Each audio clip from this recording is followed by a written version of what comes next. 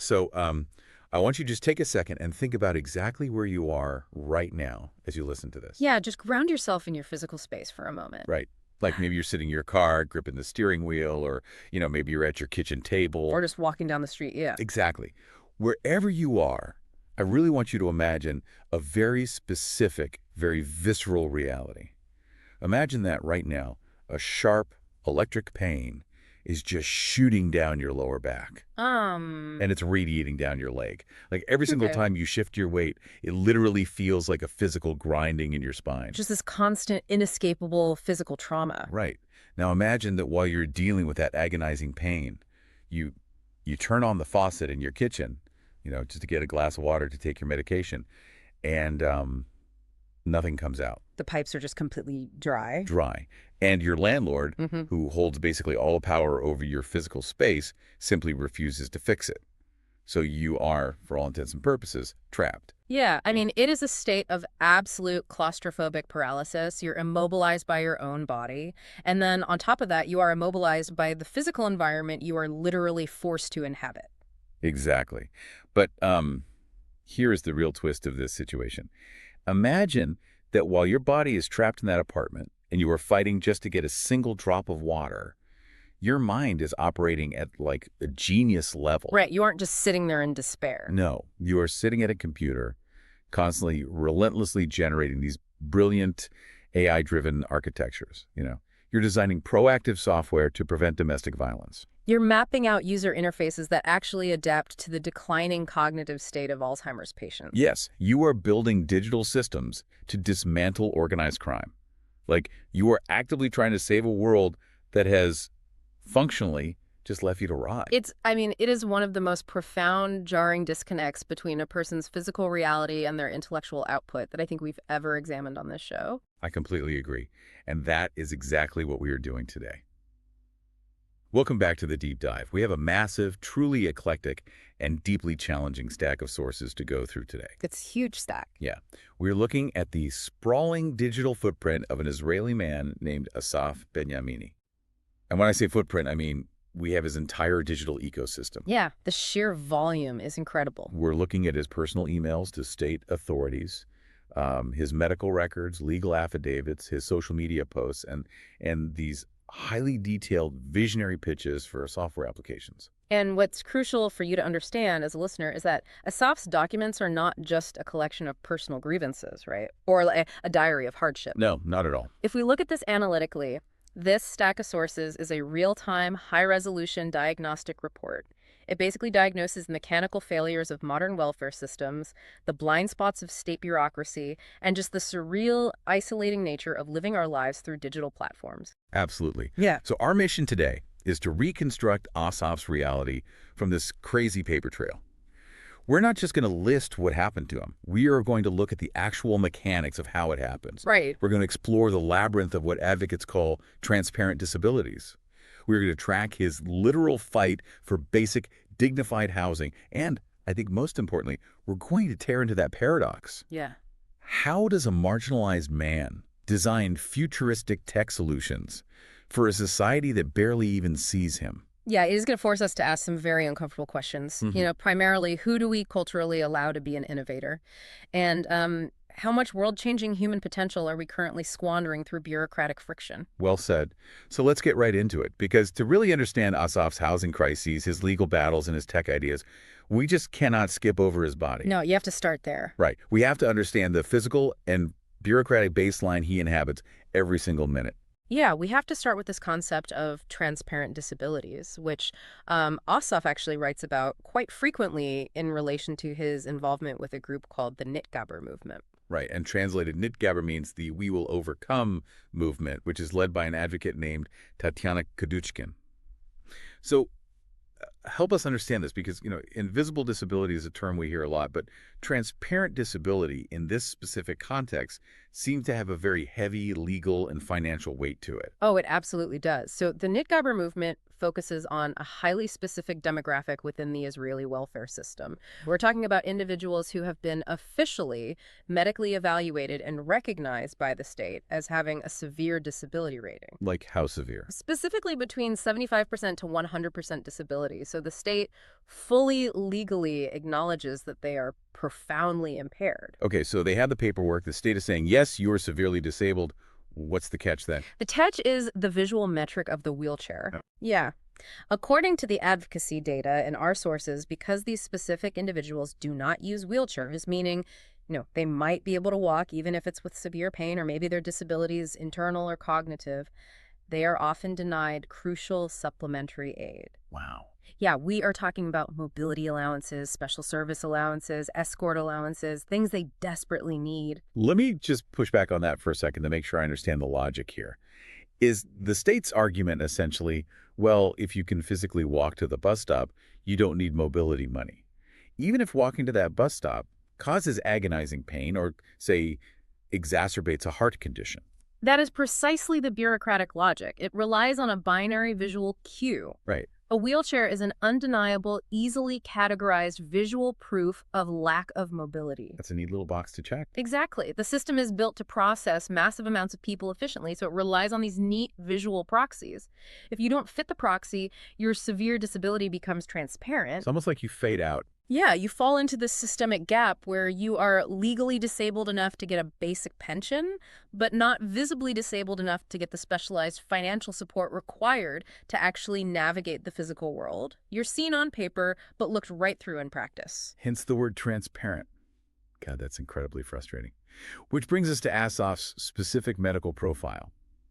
And reading through his medical records, it is staggering. It really is. It's not just one issue. It's a cascading series of compounding conditions. Yeah, it's basically a textbook example of complex, multisystemic illness. So let's break it down for the listener.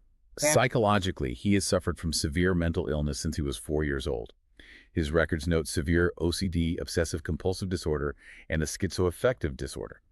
Now, before we go further, can you explain exactly how a schizoaffective disorder operates, especially when it's combined with something like OCD? Absolutely. So, schizoaffective disorder is incredibly taxing on the brain.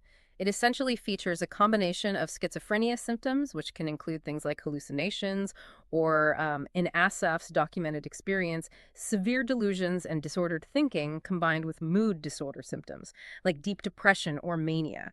That sounds exhausting. It is. And when you pair that with OCD, which basically forces the brain into relentless, intrusive loops of anxiety and compulsive behavioral urges, you have a baseline mental reality that requires immense energy just to maintain equilibrium. So his mental bandwidth is already operating at maximum capacity just to get out of bed in the morning. Right. And then we add the physical trauma. In early 1998, he suffered a severe work accident. He deals with psoriatic arthritis, which, causes joint pain, stiffness, and skin inflammation. And perhaps most critically for his daily mobility, he has a chronic herniated disc in his lower back, specifically in the L4 and L5 vertebrae. Yeah, the L4-L5 herniation is a really vital detail here. Those two vertebrae are right at the base of the lumbar spine. They support the vast majority of the upper body's weight. Oh, wow. Yeah, so when a disc herniates there, it doesn't just cause localized back pain, it actually pinches the sciatic nerve.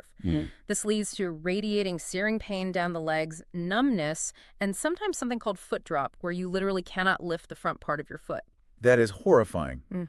And as if that wasn't enough, he documents neurological drops, where objects just inexplicably fall from his hands without him even noticing. Like he's dizzy. Yeah. He is experiencing progressive vision loss, which he notes he cannot afford to treat.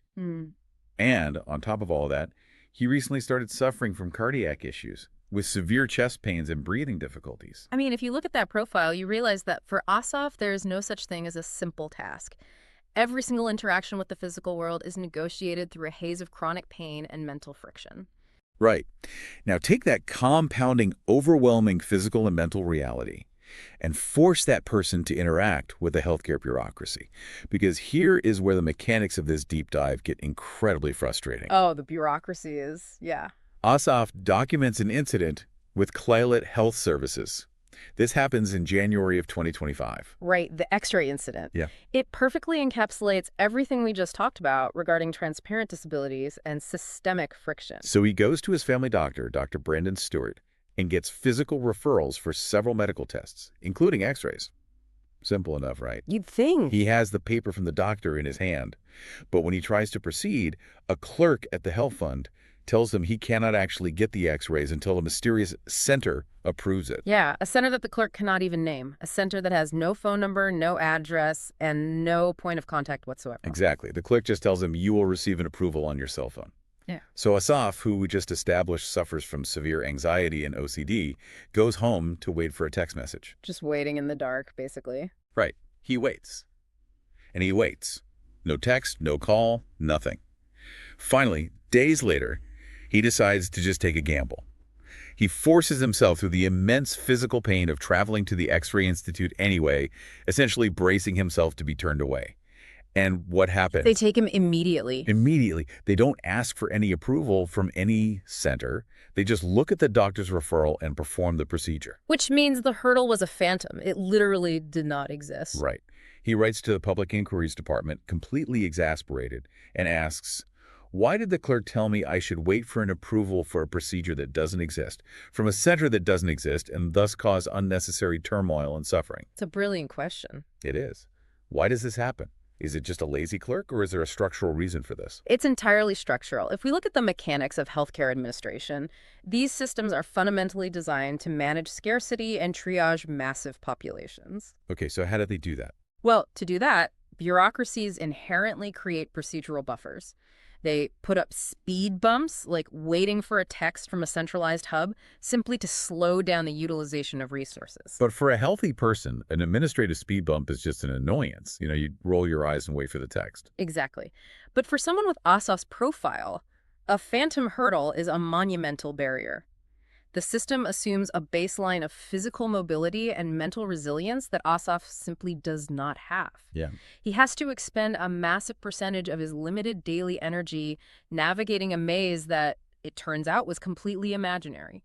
The friction itself is the punishment. And this friction isn't just at the local clinic level, right? Yeah. It scales all the way up to the highest levels of government. Let's look at his direct correspondence with the Office of Knesset member Michael Woldiger. This part is so revealing. He is trying to get help because the National Insurance Institute rejected his claim for a special services pension. Which ties right back to the transparent disability issue.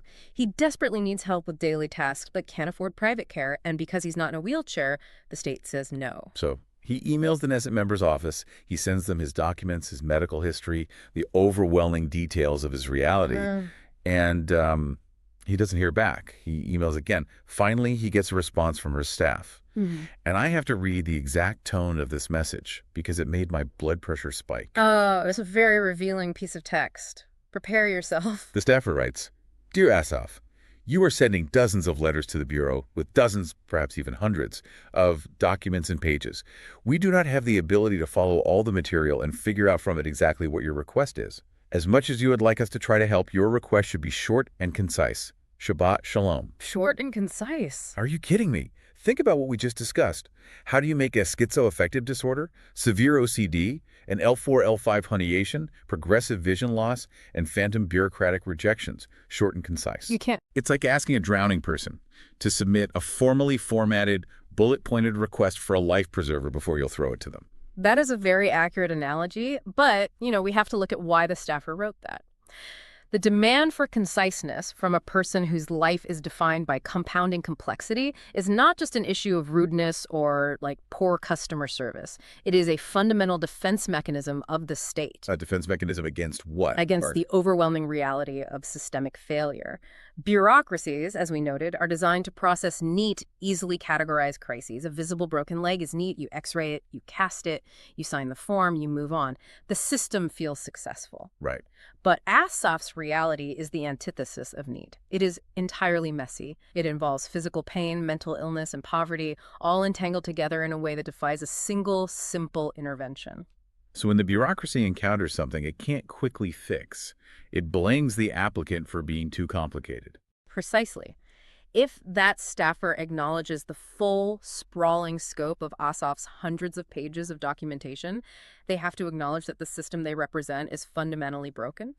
By demanding that Asaf shrink his agonizing life into a neat little paragraph, they are putting the burden of translation entirely back onto the person least equipped to carry it. Make your suffering easier for us to process. That's basically what they're saying. Yes. And when Asaf inevitably fails to do that because his suffering is objectively too complex for a bullet point, the system feels entirely justified in ignoring him. They can tell themselves, well, we tried to help, but he was too disorganized. It completely absolves the system of its moral and practical responsibility. That is chilling, truly chilling.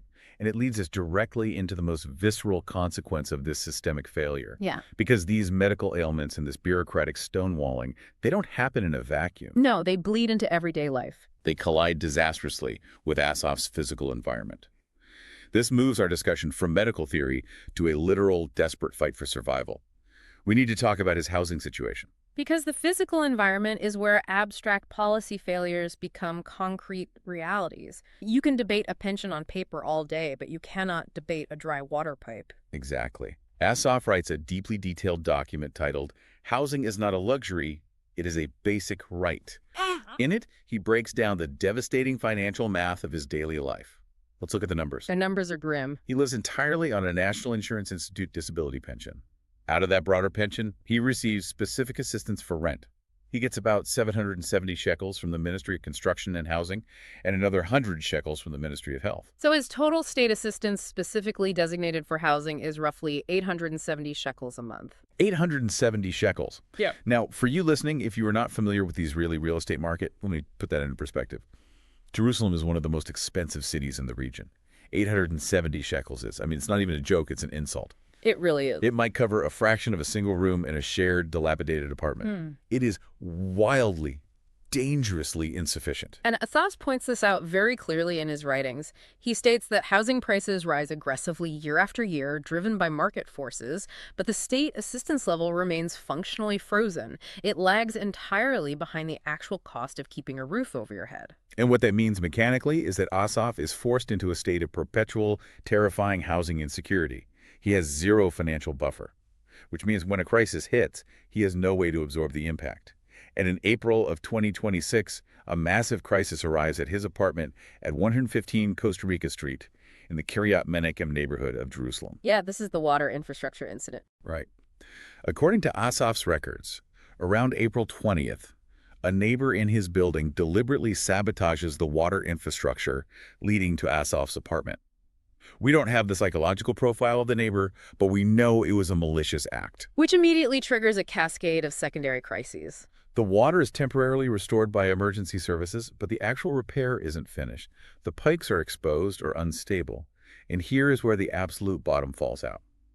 The owner of the apartment, a landlord named Sigalit, refuses to allow the repair to be completed. Unbelievable. Furthermore, because of this hassle, she informs Asaf that she will not be renewing his lease. So let's just look at the mechanics of this eviction for a second. He is not being evicted for non-payment of rent. No. He is being forced out because of a malicious act by a third party, followed by a landlord's refusal to maintain the most basic, legally required infrastructure of a dwelling, running water. He writes this desperate, panicked plea online, asking, "What do you think can be done in such a situation? I live on a very low income, and I cannot afford to pay lawyers privately." He is trapped.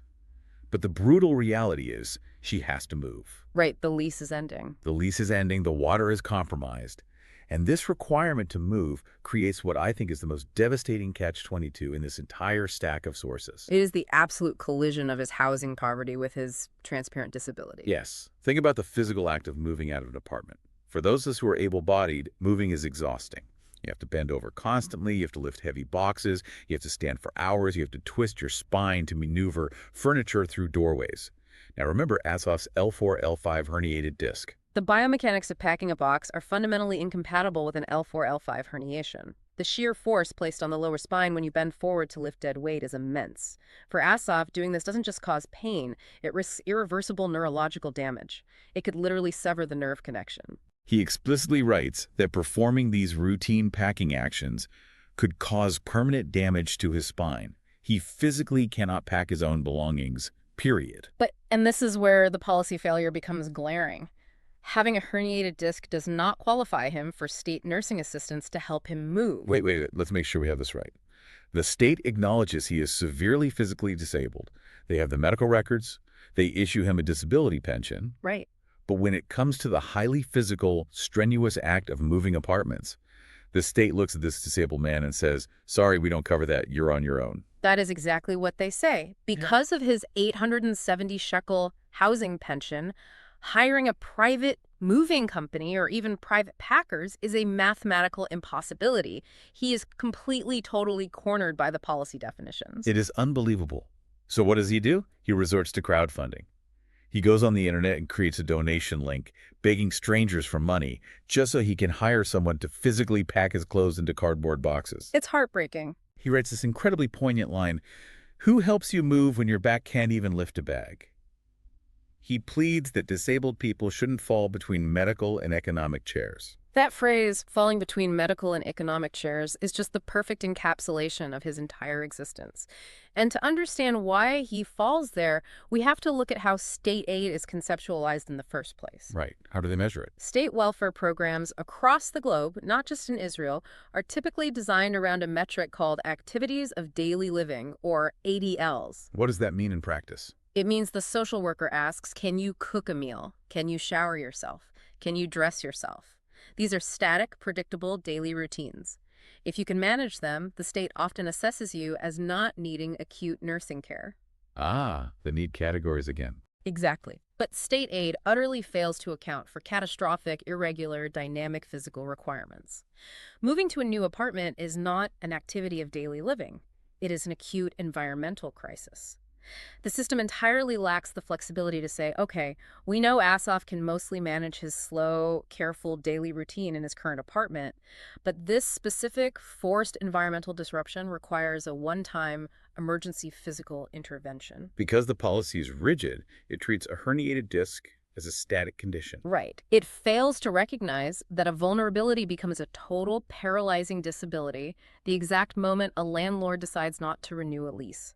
The rigidity of the welfare state forces Asaf into the deeply humiliating position of having to crowdfund his basic dignity. It strips away his humanity in the name of strict policy adherence. So the state won't give him enough money to live on, and they won't provide the physical assistance he needs to adapt to his changing environment. So what is his only remaining option? He has to try to work. He has to try to participate in the open economy to bridge that financial gap. Which brings us to a fascinating and deeply frustrating section of our analysis. Because when he tries to enter the workforce, his transparent disability meets the absolute rigidity of corporate employment and the legal system. Let's look at his brief employment with the Israel Hayom newspaper.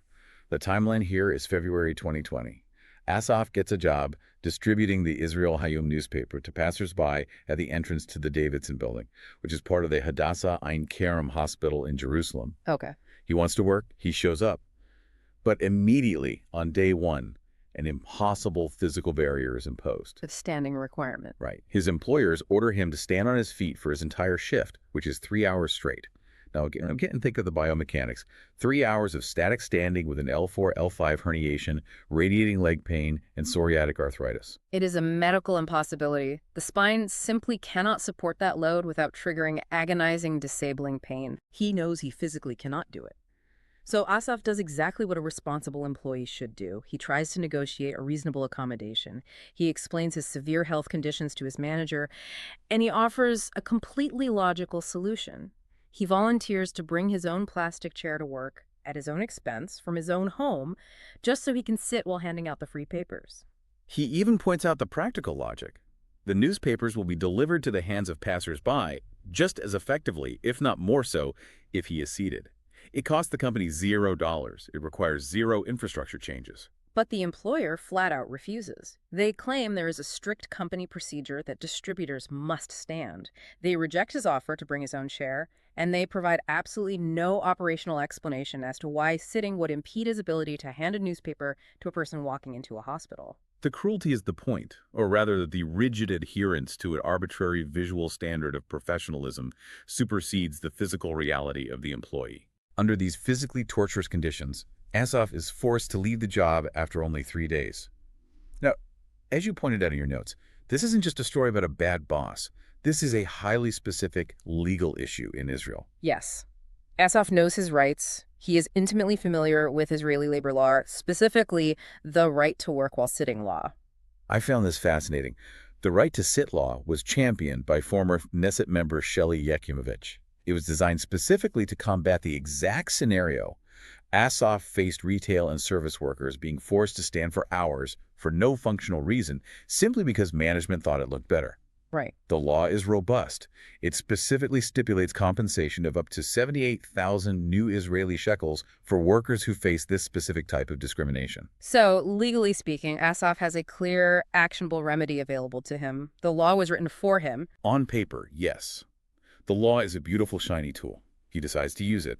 He sues Israel Hayom. He hires a lawyer named Avi Sarusi.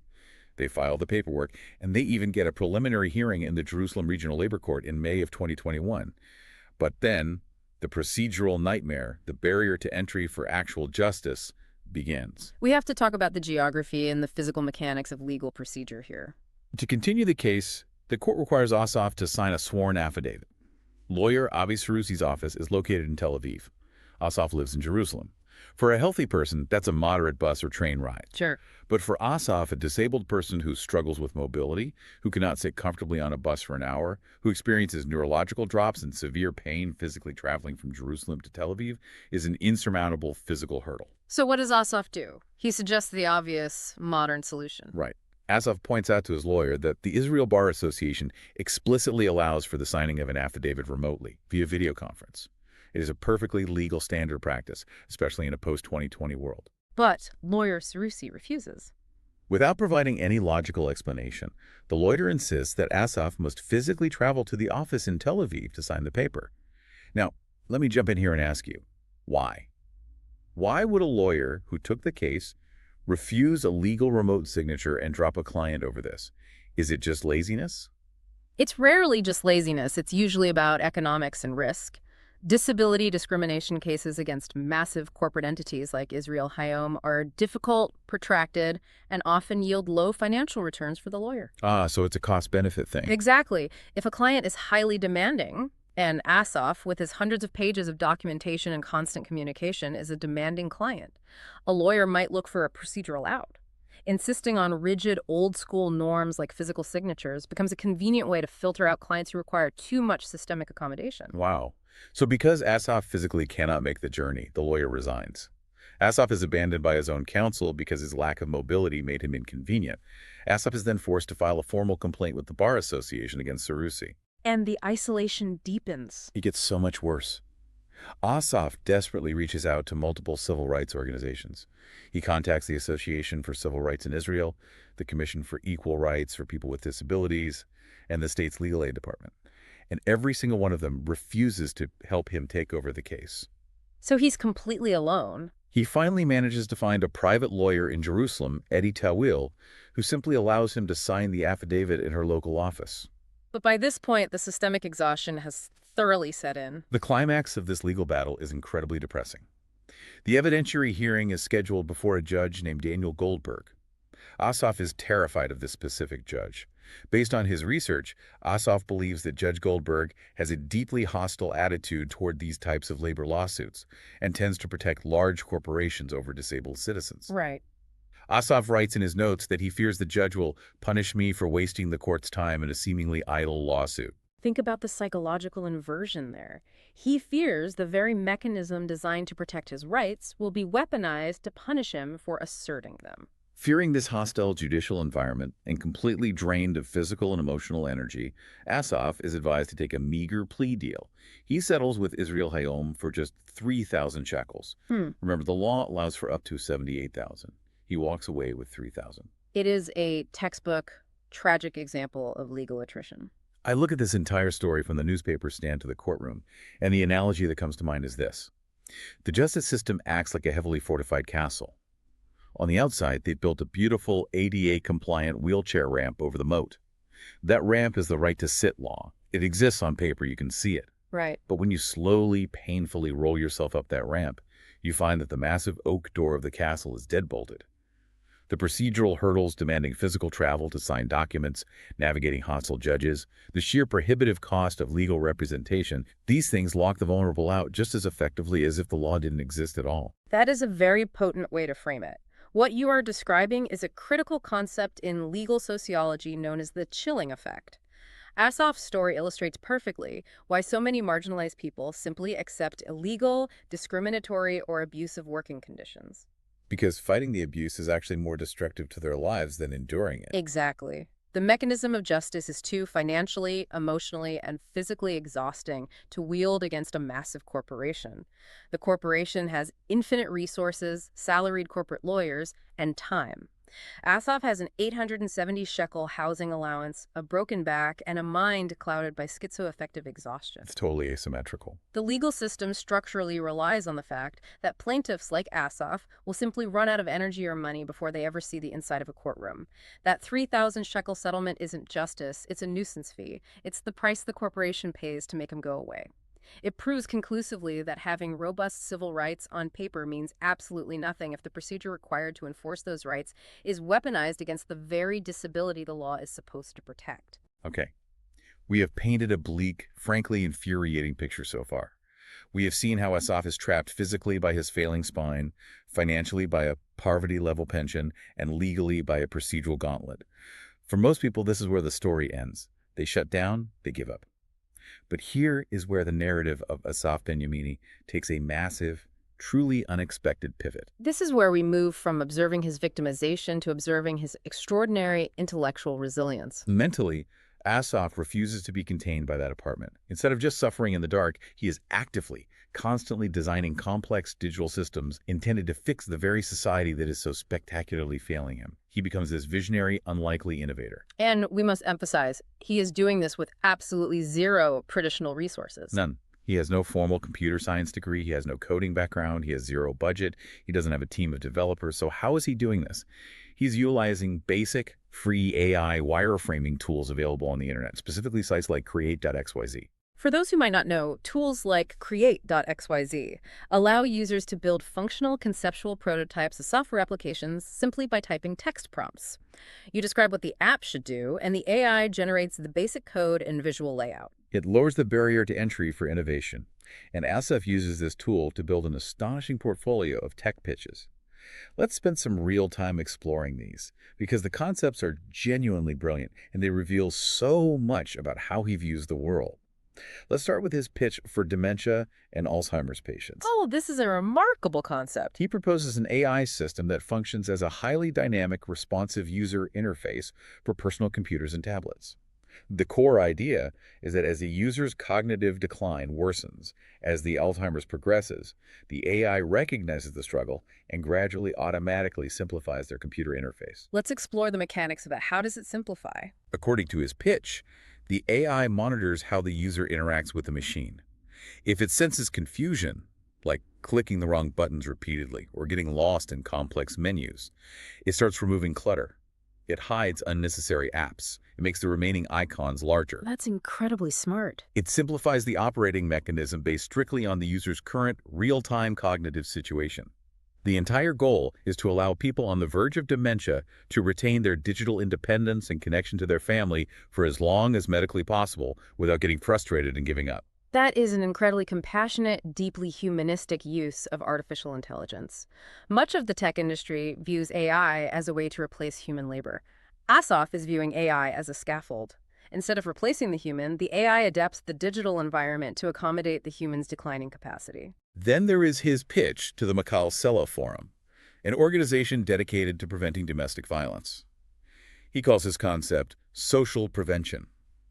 He envisions an AI architecture that proactively scans the open internet and social media platforms for subtle, linguistic, or behavioral signs of impending domestic violence. Proactive being the operative word here. Right. Let me play devil's advocate for a second, though. When I first read this pitch, my immediate thought was, wait, is this Minority Report? Is Asaf pitching an AI that reads my private WhatsApp messages and sends the cops to my house before a crime happens? Because that sounds like a massive privacy violation. How does this actually work without being a dystopian surveillance state? It's a vital question. Based on his notes, Asaf isn't pitching private surveillance. He is targeting the public digital footprint, the cries for help that are often posted in obscure forums, the subtle shifts in language on public social media, or localized opt-in network monitoring.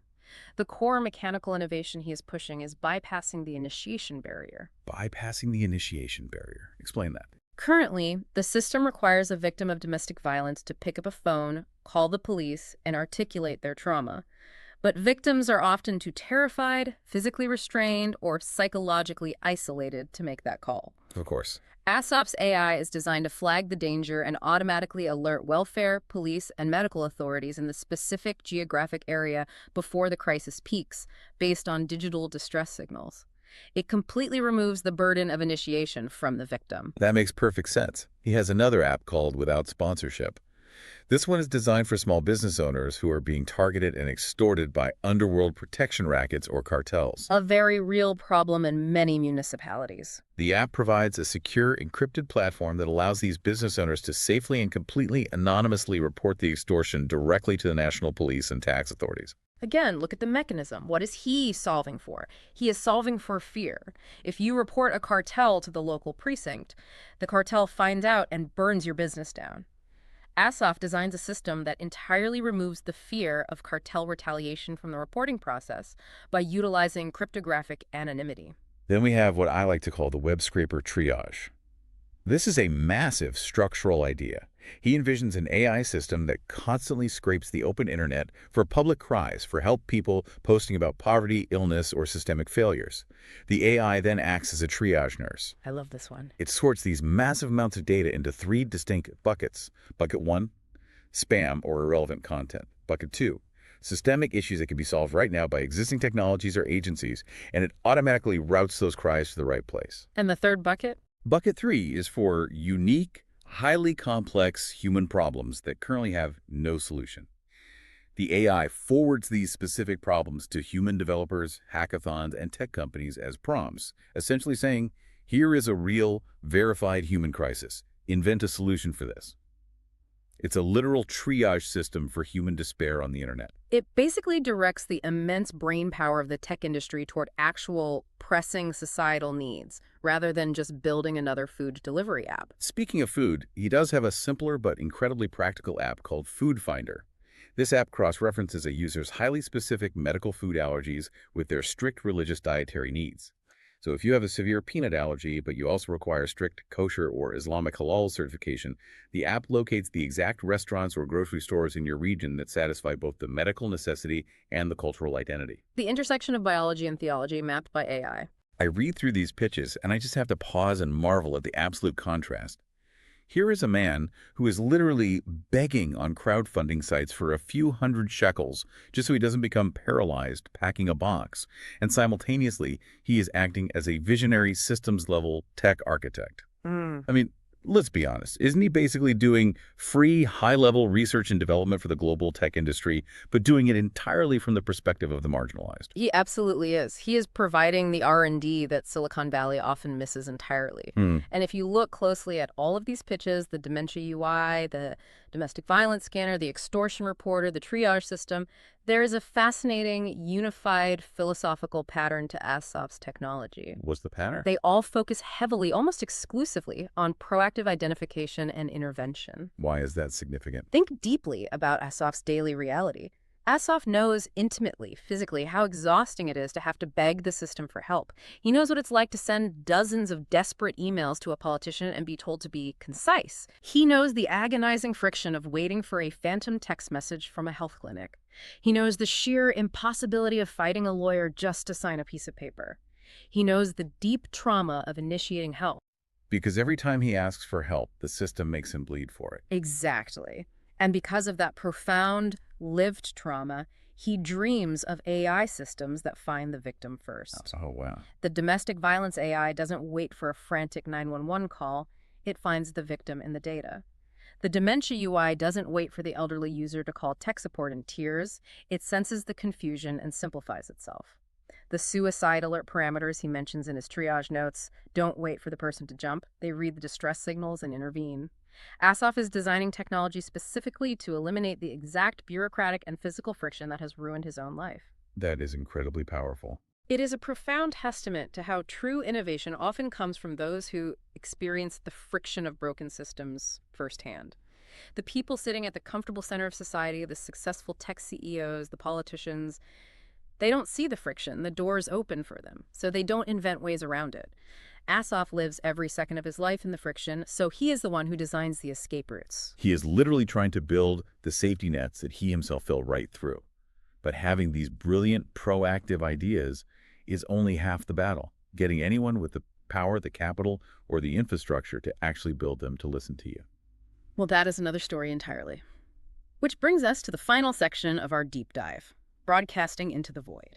This is where we see the ultimate double-edged sword of modern digital communication. We are looking at Asaf's frantic global outreach. He is desperately trying to bridge the gap between his isolated, waterless room in Jerusalem and the wider corridors of global power. And his communication log is, well, it is eclectic, to put it mildly. It spans the entire spectrum of global capital, geopolitics, and technical infrastructure. He leaves no stone unturned. Let's look at some examples. He sends a direct Facebook message to Miriam Adelson, the billionaire physician and philanthropist. But he doesn't just beg her for a handout. He asks her a highly structural, sociological question. He writes, "Do you know an economic model with the help of which even people like me, who live on a low income, can integrate into such a format?" He wants to know how a poor, disabled person can afford to hire an influencer to promote a social struggle. He recognizes that attention is a currency he does not possess. He is essentially asking a billionaire how to hack the modern attention economy when you start with zero capital. Then we have this truly surreal, almost absurd exchange. He messages the official Facebook account of the Prime Minister of Thailand, Pathong Tian Shinawatra. He sends her account a translated Word document outlining his policy ideas and his story. And how does the Prime Minister's account respond to an Israeli citizen sending a Word document? It is entirely bizarre. The verified account responds, asking if he is a good supporter. Asaf honestly replies that he is Israeli, knows absolutely nothing about Thai politics, and just wants her to read his file because he believes the ideas are globally applicable. Right. The account then claims to be traveling in Qatar for important meetings, complains that the internet connection is bad, and repeatedly asks Asaf to provide an Apple code so they can access his file and call him directly. If you look at the syntax and the demand for a code, it reads exactly like a sophisticated phishing scam, or perhaps the account was compromised by a bot network at that specific time. Asaf realizes this immediately. He refuses to give any code.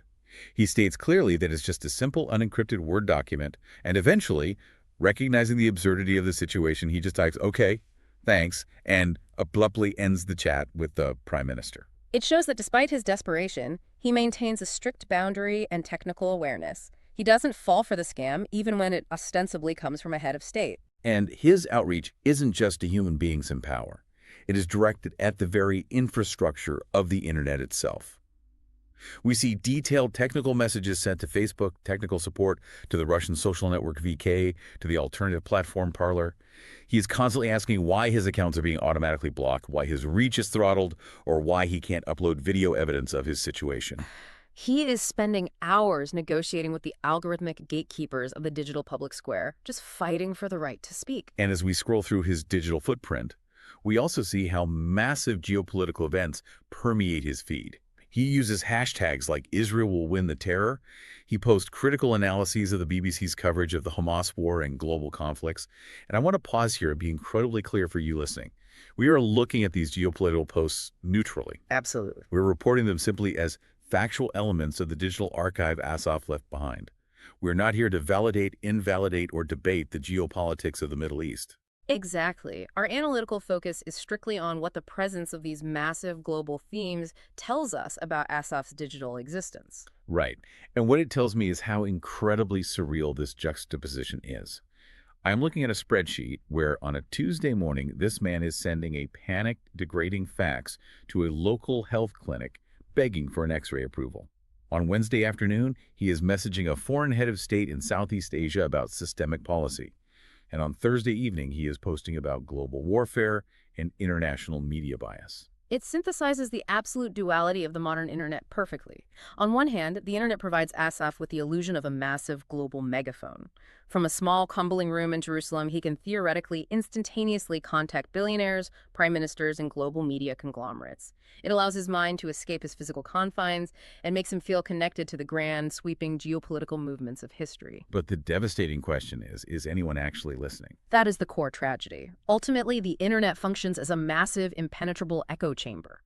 The billionaire philanthropist doesn't respond. The prime minister's account tries to phish him. The tech platforms reply with automated, soulless block notices. He is shouting with all his might into a digital void that merely reflects his own voice back to him. It's heartbreaking. It is the exact digital equivalent of his transparent disability. He is speaking, he is generating massive amounts of data, but he remains fundamentally unseen. Yes. Yet, before we end, we have to acknowledge that there is a victory here, a deeply defiant one. Asaf does something remarkable with his documents. He doesn't just leave them on his hard drive. He ensures his story, his medical records, his legal rejections, and his brilliant tech pitches are translated and posted across the internet in 136 different languages. 136 languages. From Abkhazian to Zulu, from Yiddish to Yoruba. By documenting everything so obsessively and broadcasting it in every language imaginable, Asaf successfully forces his existence into the permanent digital record of humanity. The local bureaucracy might try to erase him, the algorithms might try to block him, and his landlord might try to evict him, but he has archived his own life so thoroughly that he cannot be ignored by history. He has made himself permanently visible. Okay, let's pull all of this together. We started this deep dive asking you to imagine a man trapped in an apartment with a broken spine and no running water. And what we found by digging into this stack of sources is the awe-inspiring paradox of Asaf Benyamini. Here is a man who is actively, daily being crushed. He is crushed by the physical weight of an L4, L5 herniation, and he is crushed by the bureaucratic weight of a welfare system that demands he neatly categorize his sprawling suffering into a concise bullet point. Yeah. He is systematically denied dignified housing, he is priced out of legal justice, and he is refused the basic mobility required to navigate the world. He is marginalized in every conceivable vector, medically, economically, legally, and digitally.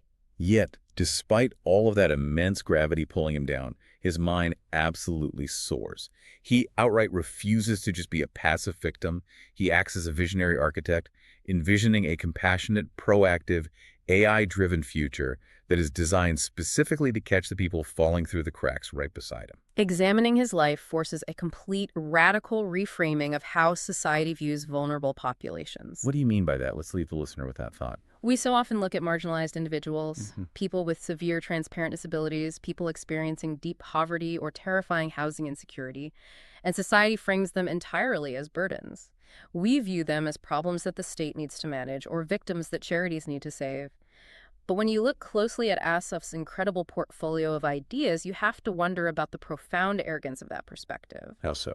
If we simply gave people like Asaf the basic dignity of secure housing, if we ensured he had clean water and a physical environment that accommodated his broken spine, if we stopped forcing him to expend all his genius and energy just surviving the friction of the bureaucracy, how many of our society's greatest, most intractable problems would they end up saving us from?